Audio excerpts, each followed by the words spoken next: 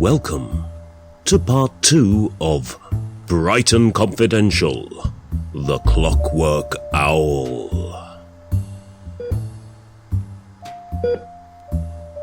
I came to in a hospital bed, all bandaged up, looking like a budget barist Karloff. The doc told me I had to stay in overnight for observation, then walked off down the hall. You have to stay in overnight for observation. At least the morphine going through my system was kind of fun. Woo! The cops turned up later that evening to question me about the big scaly pizza I'd left at the station. So, just run me through the events of earlier, could you? It's like I said, I was changing platforms and was jumped by a red dragon on platform 4. He tried to kill me and I defended myself. And then, I helped him catch a train because he was in kind of a rush. This is not a game, Mr. Valiant. This is a very serious crime. We've been made aware of your current employment and we're just trying to figure out who's at fault. Who's at fault? Half the platform ingested the fucker. What happens if he's found to be at fault? Sentence a large jar of red goo. Alright, this is going nowhere. Couldn't fetch us a cup of tea, could you, Dad? But... Oh, go on, Dad. The second officer was pissed, but skulked off down the ward, muttering obscenities under his breath. The first officer watched his co-worker go, and once he went out of sight, dropped the professional stance and leaned in close. Mr. Valiant, you're in an awful lot of danger, and I haven't got a lot of time. Okay, I'm listening. A hell of a lot of people want your head over this, and the SOJ are up in arms. The dragon you kill goes by the name of Johnny Lightfingers, and is part of a gang of dragons that have been terrorising the area. We've been watching them for months, but we haven't been able to pin anything on them, as they just keep burning all the evidence. Well, sounds tricky, but why should I care? Do you want to go home, Mr. Valiant? You do your job, and I'll make sure you get back to Brighton tonight. Now, here's how it's gonna go. You punch me in the face and take my baton. Then, I'll pretend you hit me. I got bored of the expositional dialogue and clicked the morphine button. The drugs hit my system like a freight train made of candy and confetti. The officer handed me a light sword thingy, and him and his friend did some kind of tango, and I skipped off down the hall. Everything was so clean in there, and I glided through the door with the happy little green man hopping about above it. The stars were amazing, and I wanted to try and see them a little bit better, so I jumped. But I couldn't quite reach, and instead landed in a nice spongy box of some kind. A neon tram complimented me on my gown, and I wandered off towards the bay area of town to look at the sea.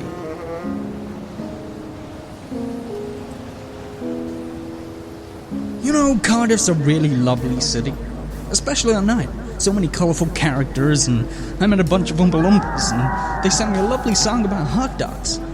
I saw... Oh, fuck, everything is awesome. And hey, look, a blue angel, and he's helping that bumblebee with her luggage. What a great guy. The bumblebee, for some reason, started to scream at the angel. I went over to tell her it was all cool, and things will be fine. The angel hit my head with his wing. It hurt like hell and wasn't nice at all. Hey. It's all good. It's such a nice evening. I mean, don't fight it. Just lie down and look at the stars. It's just so fucking awesome. I mean, look at them. The angel lunged at me and I instinctively hit him with my light sword, making rainbows come out of his head. Shit! I'm really sorry. At least the rainbows are free now. The world filled with color, and the bumblebee kissed me for 1,000 years. It was so... just... wow. She danced out down the street towards the giant bouncy castle. colors turned darker as she went, and I got an ache in my chest. Maybe my heart was breaking. I'm just gonna lie here a bit. I want cake.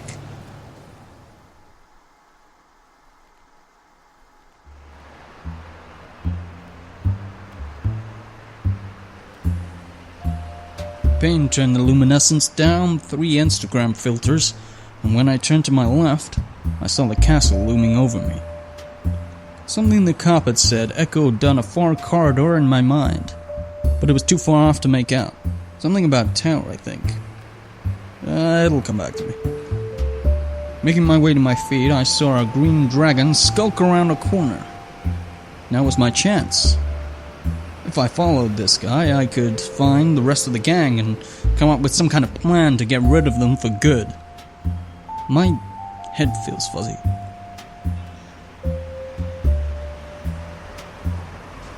I followed the dragon to the doors of Cardiff Castle. The perp knocked on the door in triangle formation and a small viewing window opened. It revealed a pair of green eyes that glowed like emerald misterons. Password. The mole tells the dirtiest anecdotes. The viewing window slammed shut and the green dragon was let inside. I needed a plan. All I had was a nightstick and the beginnings of a full-body hangover. Plus, I get to have a showdown at the castle. How cool is that? I saw a bunch of orange cones, heard singing, and a wry grin materialized, along with a plan. 2 minutes later, I was strolling right up to the front door with a cone in each hand and one on my head. I was careful to reenact the same knocking formation the green dragon had used before me. Password. My speech was slightly muffled through the makeshift mask, but it was effective enough. The mole tells the dirtiest anecdotes. My heart was pounding as the slider snapped shut and the latch disengaged. As it did, I slammed my shoulder into the door as hard as I could muster.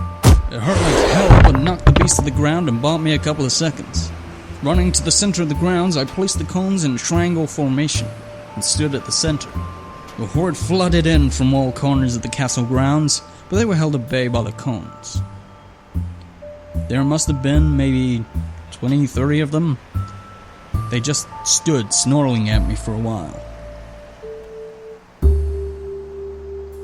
I shook out my limbs and did some stretches as the crowd parted near the north side and a large black-scaled Kurgan Viva Longorian stepped forward in a pretty badass fedora. I stood up straight and removed the mask to show my beat-up face. You're that asshole who killed Johnny Lightfingers! Guilty! Last words before I use you as a true toy? I'm just a man, standing in front of a pansy, asking him to die. Wait a minute, do you use chewy toys? Like a fucking dog! Boys! Wait. 2 secs. I grabbed the pipe whistle from around my neck and cleared my throat. Dragon slaying, that's what I do. I've got a little battle for you. Dragon slaying is my duty. If you are wise, you'll listen to me. What do you get when you terrorize streets, abducting people later to eat? What are you at, getting terribly fat? What do you think will come of that? I am gonna kill you. I have gone and caught you off guard. If you're not speedy, I'll hit you hard. I will do it happily too, like the Oompa Loompa Doompa-dee-doo. Get 'em, boys! Oompa Loompas armed with broken bottles, cones, and in one case an inflatable candy bar flooded in through the door. The dragons were caught off guard, and a few with confused looks were dispatched quickly by the drunken mob. Seeing a bunch of bloodthirsty Oompa Loompas tearing into a pack of dragons pings a tear to the eye. I was so goddamn proud of those glorious orange bastards. Ah! Pain immobilized me as I was lifted from the ground by the leader. The Kurgan's talons dug deep into my shoulders and stained my hospital gown red. In all the fighting, I let my advantage slip away. Rookie mistake. The goon raised me up and held me at the central mound leading to the tower. The ground came up fast and I braced for impact. Didn't do a hell of a lot of good, but I still had morphine running through my veins, so the pain was dulled at least a little. The Kurgan hovered overhead, wings outstretched, blotting out the moonlight. I will tear the flesh from your bones, Dragon Slayer! Heard that before. Just so you know, I'm basically just a drugged up, overweight guy in a hospital gown, and I'm still gonna ram this nightstick up your ass! The goon let out an almighty roar and beat his wings, sending me flying into the turret wall. Ronell said you were a cheeky prick. I'll be sure to take a selfie with your corpse to send him. It'll make his day. Just don't use a wide angle. The camera adds £10 and that's not gonna help either of us. The ground shook under the goon's footfalls as he marched straight for me, his hulking form once again blocking out the moon, and fear bubbled up just below my steely resolve. Maybe this was it. Maybe this was my end. Staring down an angel of death as his wings enveloped me and dragged me away to the afterlife. Accursed Faustus, wretch, what hast thou done? I do repent, and yet I do despair. Hell strives with grace for conquest in my breast. What shall I do to shun the snares of death? It all happened fast.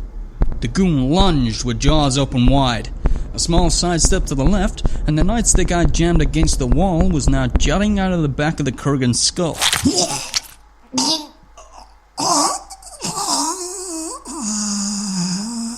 His fedora hung off it like some macabre hat stand.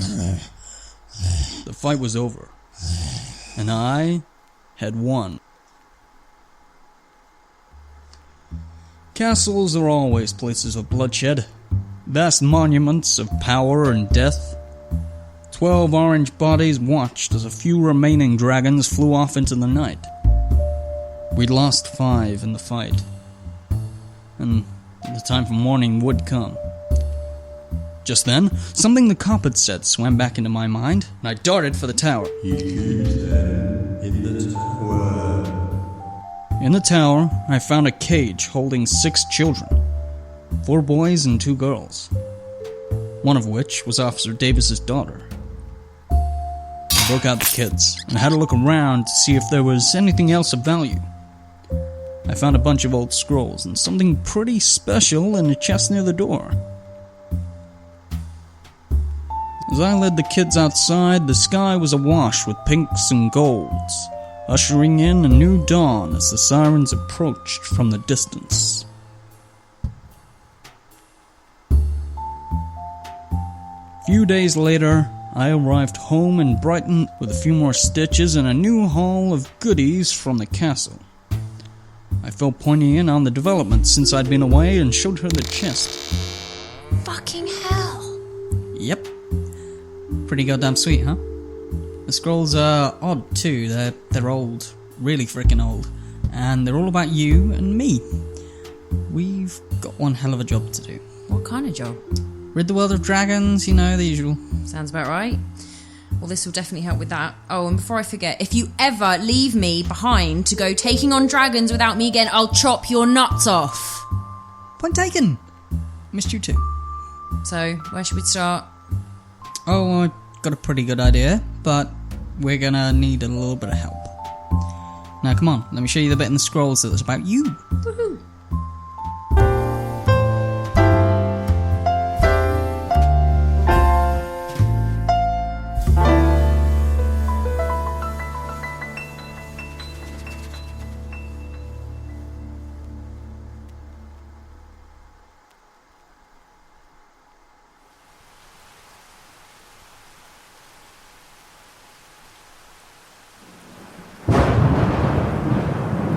Something had angered the gods.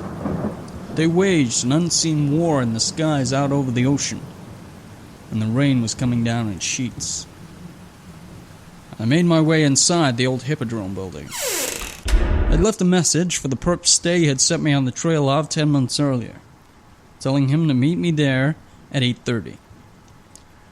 The Hippodrome was once a place of theater and entertainment.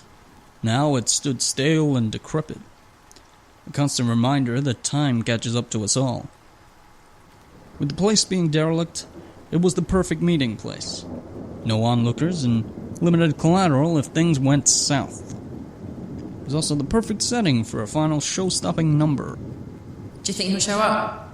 Not sure. If he's been paying attention to the news and may think twice. Just have to wait then, I guess. What you thinking? Thinking I liked you better when you didn't talk. Hey! The door slowly opened at the far end, and the silver raspberry blowing riff maker sauntered in playing an air guitar. Hi! Fuck, the acoustics in here are epic! Yo! Loving the new look, Slayer. Well, thanks very much. It's obsidian. Nice! The chest from the castle held a set of armor crafted in the 6th century out of obsidian.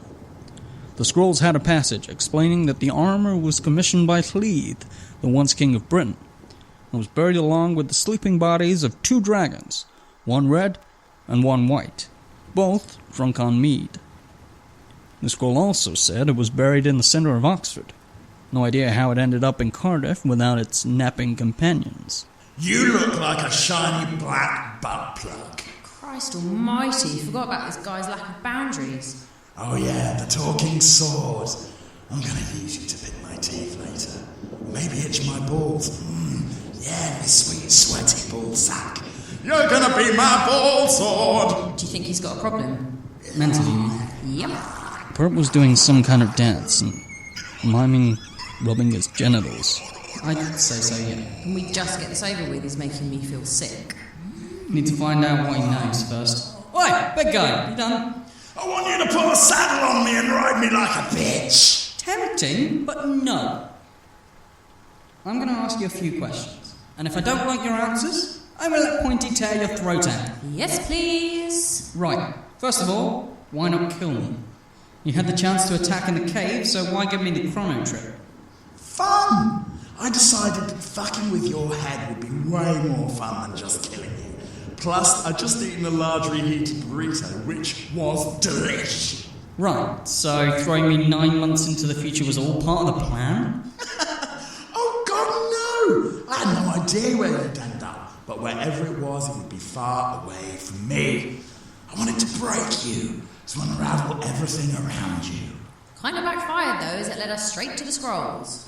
Who cares about some shitting scrolls and some prophecy bollocks? I kind of stopped listening whenever they brought those up. They? The perp grinned widely and a few sparks lit up behind his eyes.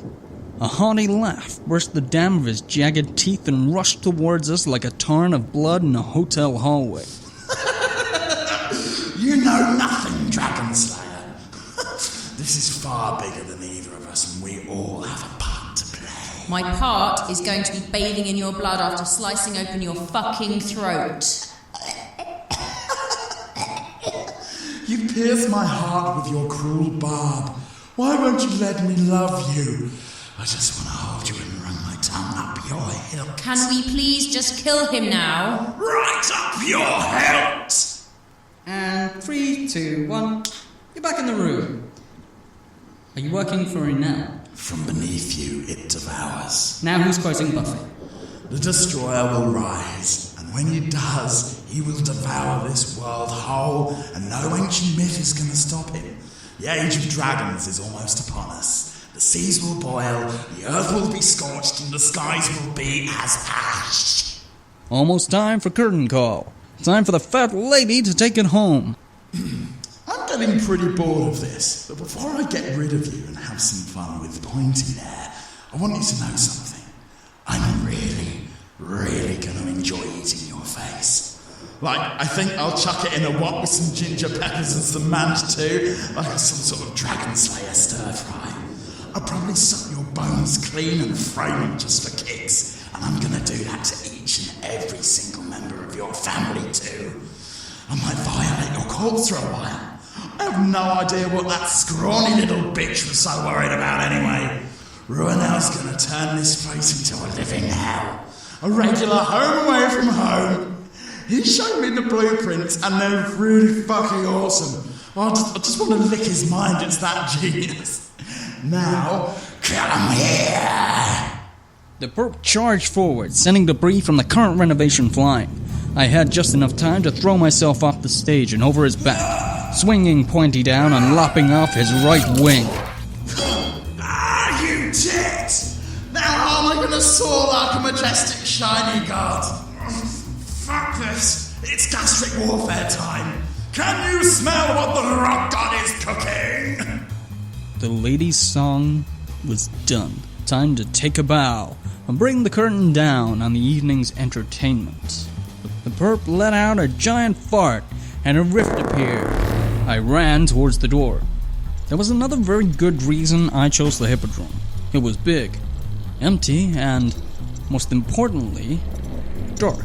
So dark, the dumb idiot wouldn't notice the giant quilt we'd suspended from the roof. Now! All at once, Enya Della Piane, the 1 in 5 boys, and Trevor cut the ropes, and the quilt came down, enveloping the perp and the portal. What? How do you deal with someone who loves to fart? Dutch oven, motherfucker! No! You fucking farts!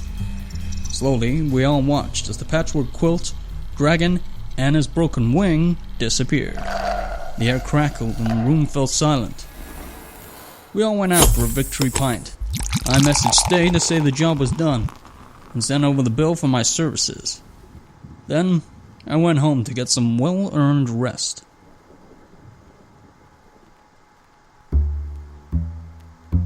The clock blinked 4:48 a.m. as I groggily got up to answer the intercom. Hello? You're alive. Barely at this hour. What's up? Can I come up? Sure, I guess. I buzzed her in, and 2 seconds later she was at my door. Upon opening, I noticed that she must have been out in the storm for a while, as her clothes were soaked through, and they clung to her body, leaving nothing to the imagination. Even looking like a drowned rat, she was attractive. I fixed the dame some fresh clothes and a cup of coffee, and we sat on the couch. Dawn was coming, but the dark storm clouds held it at bay. It's like looking at a goddamn ghost. Yeah, I've had that reaction a lot recently. So why are you here, dripping all over my floor? You could have paid me a visit after a good night's rest, you know. I couldn't sleep. I've been on edge since I saw your message pop up last night. I blamed myself, you know. Tortured myself for weeks. And then last night your name pops up on my phone and I spill half a glass of wine. Now I'm sat in your lounge drinking coffee with a dead man in Batman pyjamas. Yeah, I guess there's no reason to torture yourself anymore. No woman imagines a guy in Batman pyjamas. I don't know. You look kinda cute. Score! Play it cool. Play it cool. Yeah, well, you look pretty good in my robe, too. Only pretty good? I mean, you look amazing. I mean, you know, hot, gorgeous. I mean, all kinds of sex. Not that I'm picturing us having sex. I mean, oh god. Smooth moves, moron. Stay got up and moved over to me on the couch. She dropped the robe and straddled me. She removed the shirt I'd lent her, and Clockwork Owl looked at me with that knowing grin once more. This time I was intending to do a damn sight more than just stare. I kissed her neck, and traced my hands down the perfect curve of her back. She skillfully removed my pants and grabbed my...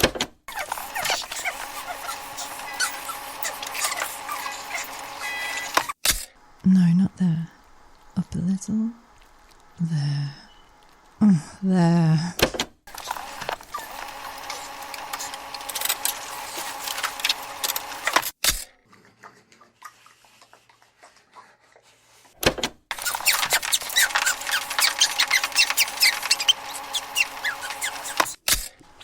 Is that a fucking bullwhip?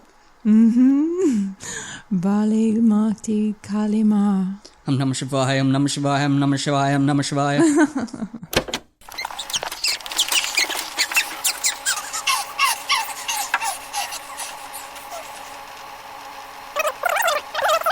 Was not going to change that. My suspicions had been proved right. I got dressed, and a few moments later, Stay returned from the shower.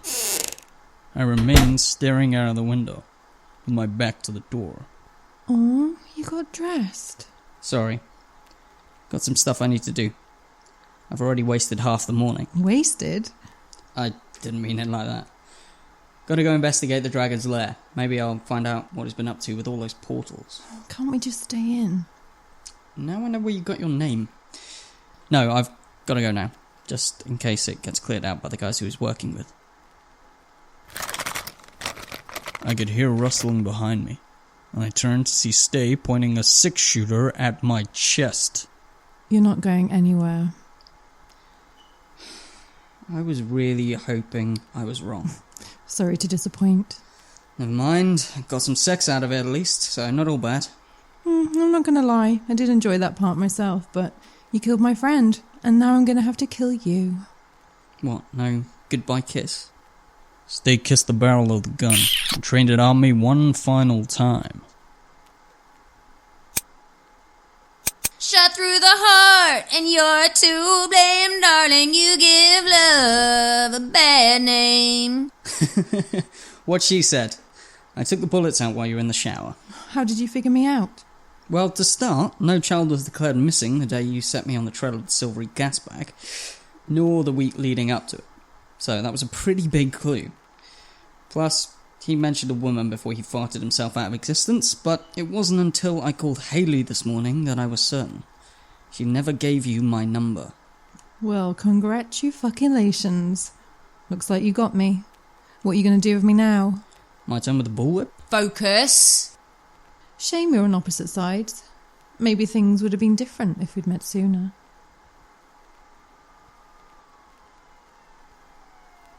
They for me? Yeah. The dame looked at me, and I noticed tears welling in her eyes.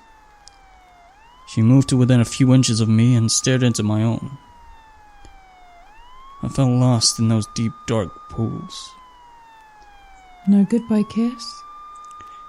Our lips met one last time, and I pulled her in close. I grabbed her hand, just before she could plunge the dagger into my side, and I clenched hard until her grip loosened and it fell to the floor. I'm not stupid. We kissed a second longer, savoring this final embrace.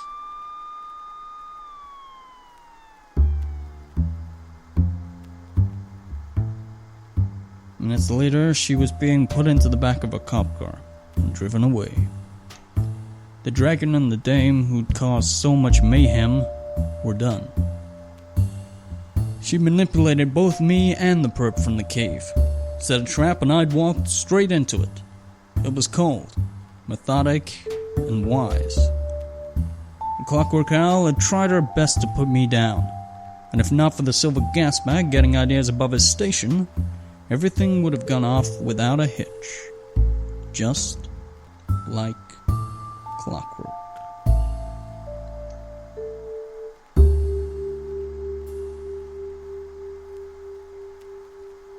You have reached the end of Brighton Confidential, The Clockwork Owl. This was a creation by Folklore Productions. This episode starred Vincent Whitaker as Vincent the Valiant, Jessica Woodfall as Pointy, James MacDonald as Dee the Silver Gasbag, Jane Postlethwaite as Stay, Liam Ryan as the fedora-wearing Kurgan, Aid Foyadelli as Officer Jones, Brian Cowles as Officer Davis. The announcer was played by Fraser Geeson. Sound effects from freesfx.com and sonus.com, with music from Kevin MacLeod, Marak, and 1 in 5. Theme tune created by 1 in 5. Links to all music used can be found on the website therebedragonshere.squarespace.com. Written, directed and produced by Vincent Whitaker. Special thanks to Sam Wheeler, Chris Roach, Mike Herbert Roach, Aid Foyadelli, Joe McCarthy, Lonnie Coyne and Joshua Wilde. The Dragon Slayer will return in Episode 7, The Time Thief. Thank you for listening, and remember, there be dragons here.